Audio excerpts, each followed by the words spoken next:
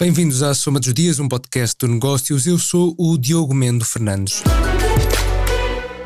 Neste episódio, o incontornável apagão que deixou Portugal quase 12 horas sem eletricidade.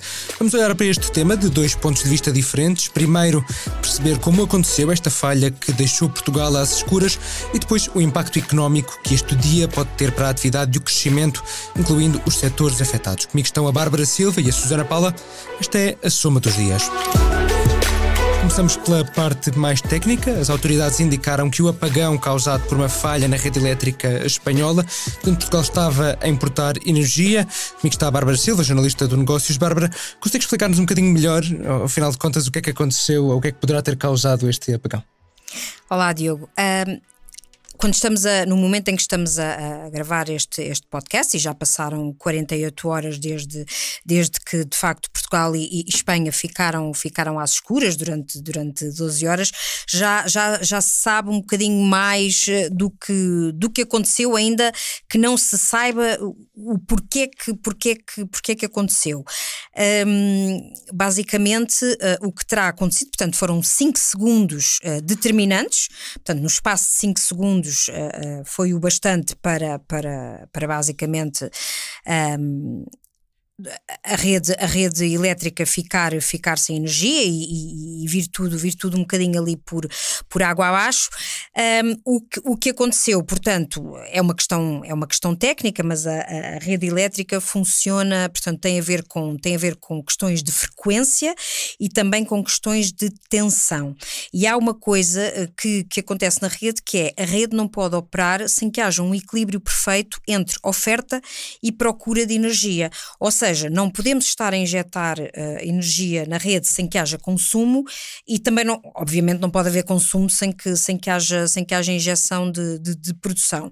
E portanto, ali às 11h33 aconteceu um primeiro desequilíbrio, uma primeira oscilação de tensão, da qual a rede ainda conseguiu sobreviver, ainda conseguiu recuperar e sobreviver e ficar tudo bem, porque a rede tem essa capacidade portanto, claro que não vem abaixo logo.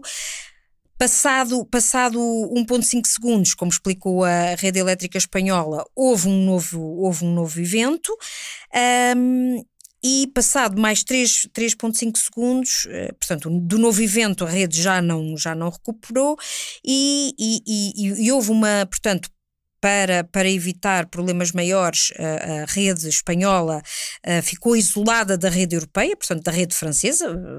Diz-se muitas vezes que a Península Ibérica é uma ilha energética, portanto nesse momento ficou exatamente de facto isolada, não é?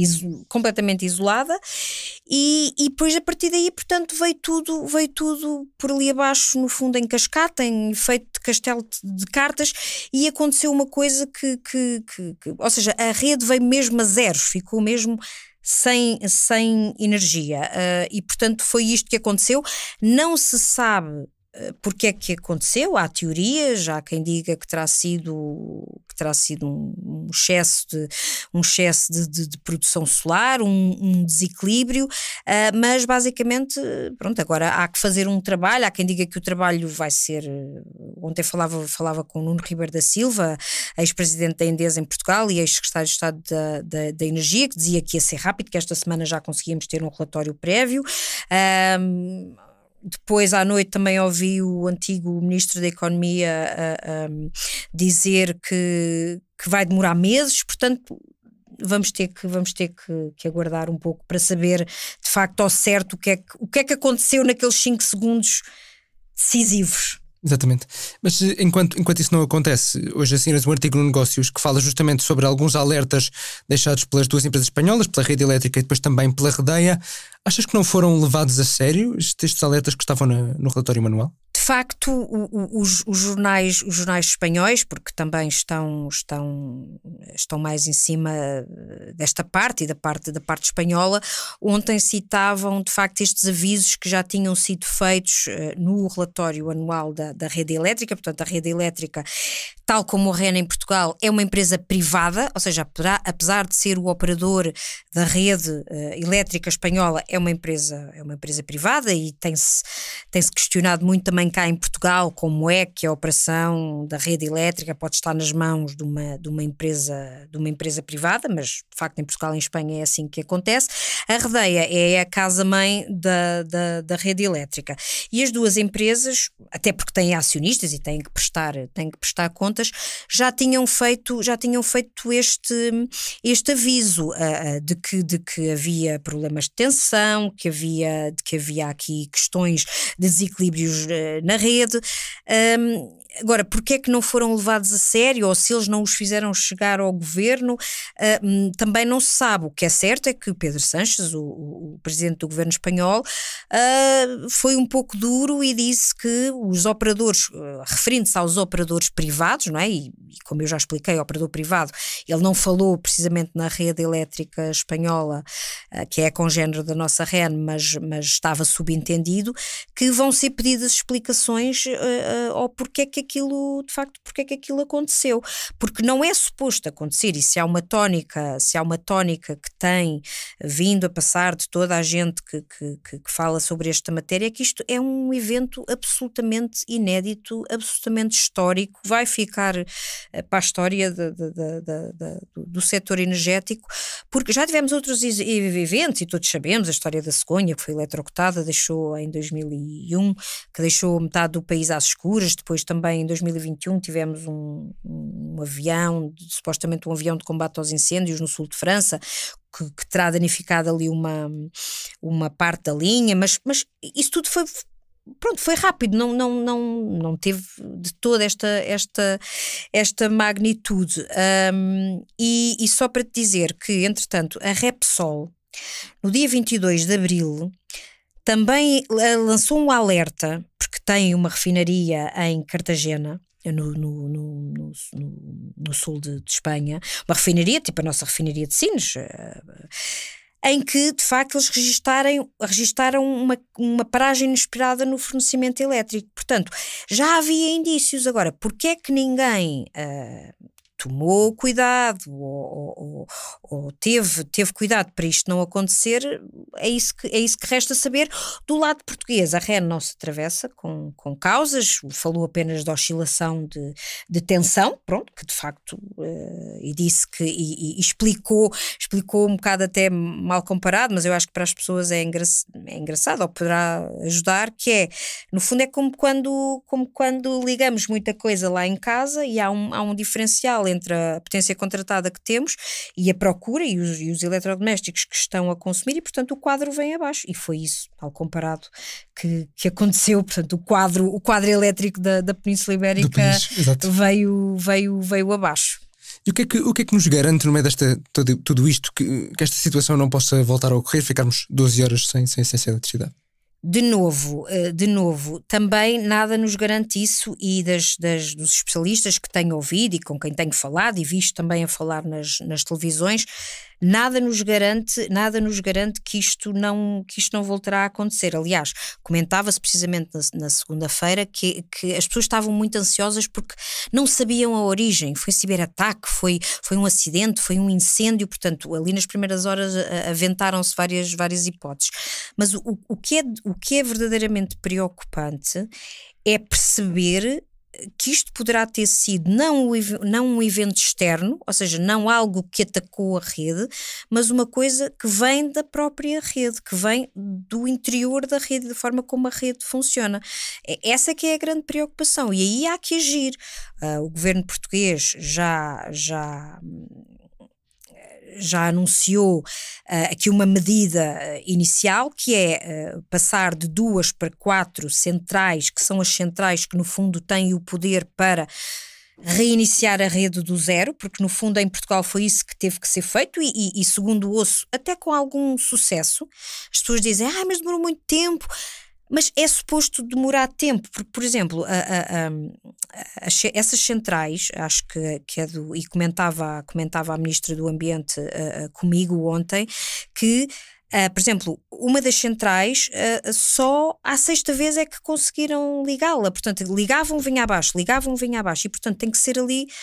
Para quem não é engenheiro e não é técnico, isto é mais complicado de perceber. Portanto, o governo vai passar, em vez de 2 centrais, vai passar a ter 4, isso vai custar mais dinheiro, vai impactar nas tarifas, mas todos os investimentos em redes são assim.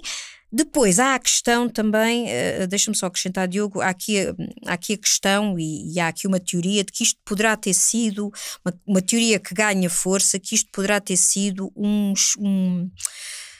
excesso de oferta de energia solar a um determinado, àquela hora em que o sol estava a brilhar, de facto era um dia de sol.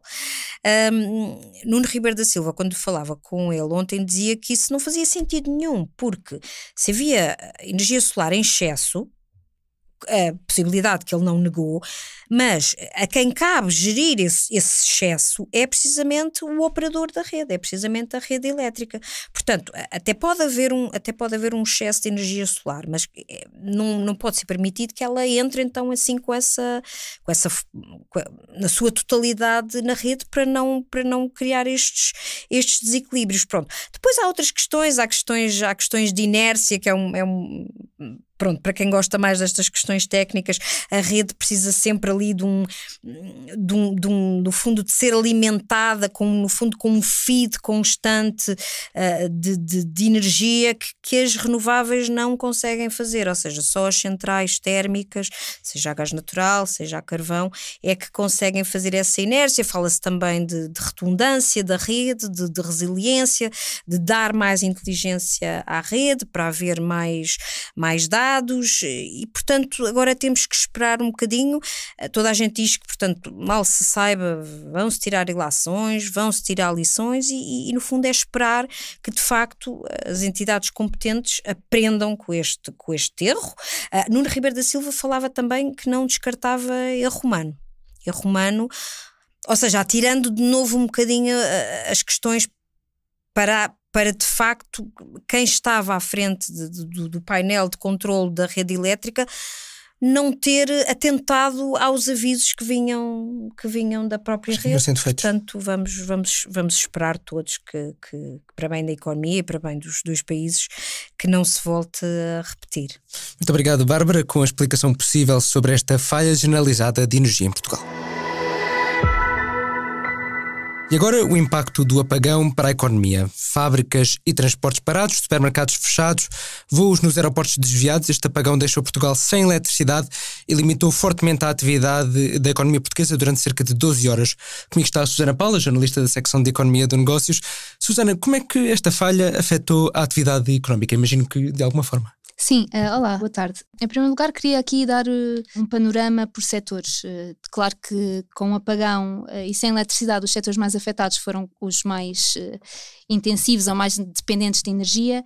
E para já as primeiras estimativas de prejuízos vêm precisamente do setor da metalurgia, que fala aqui em 200 milhões de euros de prejuízo. Depois temos também aqui o comércio, que vimos muitos supermercados fechados, seja de proximidade, seja na grande distribuição, mas aqui os impactos variam consoante a dimensão.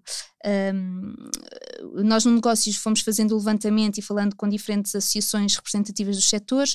Aqui, quando se fala em comércio de proximidade, 6 em cada 10 estiveram fechados durante o dia do apagão, ou a tarde do apagão, mas a grande distribuição, 80%, esteve de portas abertas. Portanto, se para o pequeno comércio o impacto até pode ter sido grande, no grande comércio, que tem um peso maior na economia, no PIB, as perdas terão sido mais reduzidas. Depois, na restauração, as associações falam aqui sobretudo da perda de perecíveis e de alguma dificuldade em fazer refeições, pelos pagamentos, ou melhor, não só pela a questão da eletricidade, não ser possível usar as cozinhas, os fornos, os fogões, mas muito pela dificuldade de pagamentos. Portanto, houve também aqui um impacto desigual. Quem teve a capacidade de se manter aberto e receber pagamentos a dinheiro conseguiu funcionar, quem não tinha essa capacidade teve que fechar, mas a provar que é uma associação menos representativa do setor da restauração. Pede aqui um fundo de emergência ao governo, não fala de que dimensão, mas já alerta para essa necessidade. A Aresp, que é uma associação mais representativa do setor, mas que tem também o turismo e a hotelaria, o alojamento local, fala em alguma dificuldade da restauração, mas também das entradas de novos hospedeiros, de novos hóspedes no alojamento local, em hotéis, mas fala em eventuais danos, ou seja, de certa forma sinaliza aqui que o impacto a existir terá sido pequeno. É por isso também que os analistas com quem falei falam em termos gerais, em termos macroeconómicos para a economia nacional, do impacto pequeno deste apagão. E no PIB é possível anteciparmos algum impacto? É possível quantificar esse impacto de alguma forma? Os analistas para já estão um bocadinho à espera de ver o que é que os números dizem, mas os analistas com quem falei não foram muitos, mas isto também é uma situação nova para toda a gente e estão assim um bocadinho a tentar perceber o que é que está a passar, mas foram muito perentórios em dizer que o impacto é limitado e pequeno, até um deles, o Paulo Rosa do Banco Carregosa, dizia que nem sequer é mensurável. Isto porquê? Porque a atividade económica que se terá perdido no dia do apagão é facilmente recuperável, ou seja, o que não foi produzido nas fábricas na segunda-feira vai ser nos próximos dias, ou está a ser hoje enquanto falamos, e será nos próximos dias. O comércio, lá como eu disse há pouco, era também um impacto desigual, e também compras que não se fizeram na segunda-feira provavelmente serão feitas noutros dias, sim. Mas há aqui um dado que é importante, que é o que não é recuperável é a energia que se perdeu. O setor energético tem um peso ainda significativo no PIB português, estamos a falar de cerca de 10%, e portanto só o facto de não ter estado a funcionar em metade do dia terá um impacto para a economia, ou seja, houve dinheiro que não entrou na economia, digamos assim. As contas que tivemos acesso e foram feitas pelo João Borges de Assunção, que é o líder do Núcleo de Estudos Económicos da Católica, e está muito habituado a trabalhar com estes números macroeconómicos. O que ele nos explicou é que, assumindo que a energia vale 10% do PIB e que um dia de atividade económica corresponde a 1% do PIB no trimestre, o impacto seria em torno de 0,1% do PIB, ou seja, cerca de 55 milhões de euros que não foram produzidos, digamos assim. Só que isto é assumindo que a atividade, que o setor energético não teria funcionado o dia todo, portanto foram 12 horas, e isto é sempre muito oscilável, porque se por um lado a atividade... estamos aqui a assumir que as empresas conseguiram todas, ou vão recuperar todas a sua atividade, e isto é aqui uma questão que vamos ter que acompanhar nos próximos tempos. O impacto imediato, este apagão pode ter até um impacto imediato naquele dia, mas o que é certo é que não afetou o crescimento potencial da economia, nem vai afetar emprego, nem terá efeitos duradouros na economia portuguesa, de certeza. E deixadas de lado essas preocupações mais prementes com a economia, se não foi o apagão o fator que mais preocupou os analistas com quem falaste, no que é que eles se focaram mais? Olha, eles focaram-se, e a Bárbara falou um pouco disso, focaram-se mais nas vulnerabilidades do setor energético, e nesta questão de até que ponto é que a rede energética, a rede logística, a rede digital com que as empresas trabalham e em que a economia está assente, de que forma é que isto pode afetar mais a longo prazo não só a economia, mas o seu próprio crescimento potencial. Ou seja, se estamos aqui a ser travados de alguma forma, por um lado se não pode voltar a acontecer, claro, e por outro se não nos está também a travar o nosso crescimento.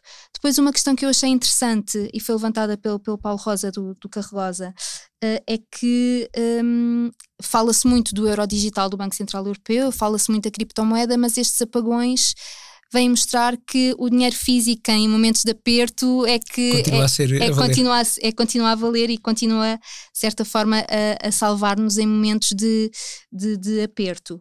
E depois, o João Borges da Assunção apontou aqui uma questão que eu também achei curiosa, que tem a ver com como é que vamos ler este fenómeno quando saírem os dados do segundo trimestre. Porquê? Porque os economistas, os analistas, os jornalistas que escrevem sobre estes temas, as próprias empresas, estamos aqui a tentar perceber como é que as tarifas de Donald Trump vão afetar a economia portuguesa. E os primeiros sinais disso vão ser vistos agora no segundo trimestre. Só que este evento pontual pode, de certa forma, influenciar os indicadores de alta frequência, a utilização do multibanco, as vendas a retalho, que depois podem ter um impacto no número final do PIB do segundo trimestre, que os analistas admitem que pode ser difícil de separar do efeito das tarifas. E lá está, o efeito da guerra comercial e de todas estas limitações às empresas exportadoras portuguesas terão um impacto com certeza superior e mais duradouro na economia portuguesa do que o apagão pontual de segunda-feira. Muito obrigado, Susana, com o impacto económico deste apagão. Obrigado às duas. Assim terminamos mais um episódio da Soma dos Dias. Marcamos encontro para de hoje a 8, porque em todas as semanas há histórias para contar. Obrigado por ouvir. Até lá.